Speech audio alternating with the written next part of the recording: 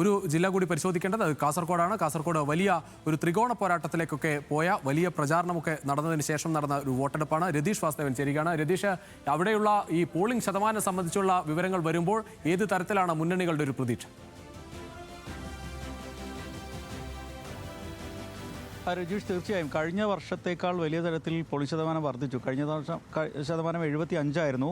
ഇന്ന് ഏറ്റവും ഒടുവിൽ നമുക്ക് വിവരങ്ങൾ ലഭിക്കുമ്പോൾ 78.67% ജില്ലയിലെ പോളിംഗ് ശതമാനം ഉയർന്നിട്ടുണ്ട്.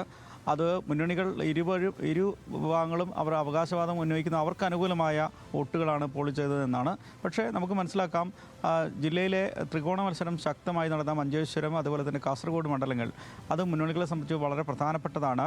അതിൽ മഞ്ചേശ്വരത്ത് തന്നെ ഉള്ള പോളിംഗ് ശതമാനം 79.55%.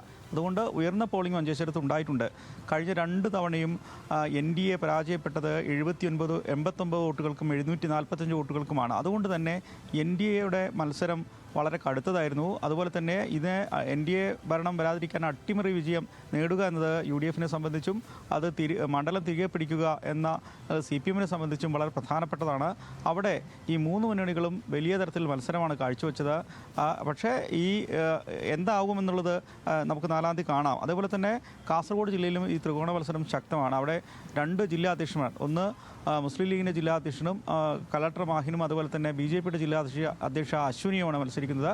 മറ്റൊരു സ്വതന്ത്രനായ ഷാനവാസ് ബഹാദൂറുമുണ്ട്. ശക്തമായ ത്രികോണ മത്സരമാണ് മുന്നോട്ട് വയ്ക്കുന്നത്. ലീഗിൻ്റെ 50 വർഷത്തെ ഭരണ തുടർച്ച അവസാനിപ്പിക്കുമെന്നാണ് LDFും NDAയും പറയുന്നത്. എന്തായാലും അവിടെയും കാസർഗോഡ് കൃത്യമായി പറയുകയാണെങ്കിൽ 79.16% വോട്ട് പോൾ ചെയ്തിട്ടുണ്ട്. അതുപോലെ തന്നെ തൃക്കരിപ്പൂരും ഉയർന്ന വോട്ട് 79.60% തൃക്കരിപ്പൂരിൽ വോട്ട് രേഖപ്പെടുത്തിയിട്ടുള്ളത്. അവിടെ ഇടത് കോട്ടയാണെങ്കിൽ പോലും സന്ദീപ് വാര്യരുടെ വരവ് കോട്ടയെ അല്പം കുലുക്കിയിട്ടുണ്ട്. VPP മുസ്തഫയെ അല്പം ആശങ്കയിലാക്കിയിട്ടുണ്ട്, പ്രതിരോധത്തിലാക്കിയ സാഹചര്യമുണ്ട്.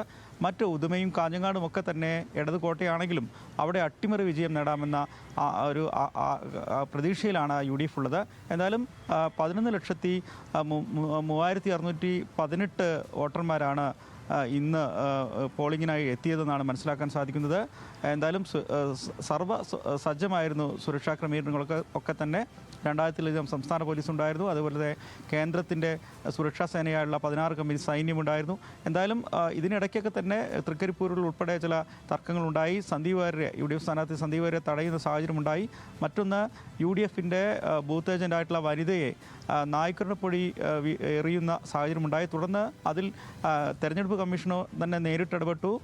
ചീഫ് തെരഞ്ഞെടുപ്പ് ഓഫീസർ ഇത് സംബന്ധിച്ച് കേസെടുക്കാൻ നിർദ്ദേശിക്കുന്ന സാഹചര്യമുണ്ടായി.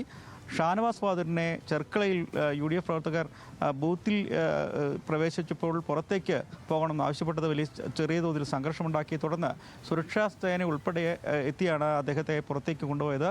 എന്തായാലും ഈ ബൂത്തുകളിൽ, ഈ ചെർക്കളയിലെ 3 ബൂത്തുകളിലെ എന്തായാലും വീറും വാശിയും നിറഞ്ഞ ഒരു തെരഞ്ഞെടുപ്പ് തന്നെയാണ് കാസർഗോഡും കണ്ടത്. കാരണം എല്ലാ പാർട്ടികൾക്കും നമുക്കറിയാം, അത് CPIM-നാകട്ടെ CPI-ക്കാകട്ടെ മുസ്ലിം ലീഗിനും BJPക്കും കോൺഗ്രസിനും ഒക്കെ ശക്തി കേന്ദ്രങ്ങളുള്ള സ്ഥലം തന്നെയാണ്. വളരെ വീറും വാശിയും നിറഞ്ഞ തെരഞ്ഞെടുപ്പ് തന്നെയാണ് നടന്നത്. അത് 3-2 എന്ന തരത്തിലേക്ക് LDFും UDFും ഒപ്പത്തിനൊപ്പം നിൽക്കുന്ന സ്ഥലമാണ്. അതോടൊപ്പം നമുക്കറിയാം BJPക്കും വലിയ പ്രതീക്ഷയോടെ നോക്കി കാണുന്ന ഒരു സ്ഥലം കൂടിയാണ്. നമുക്ക് കൂടുതൽ വാർത്തകൾ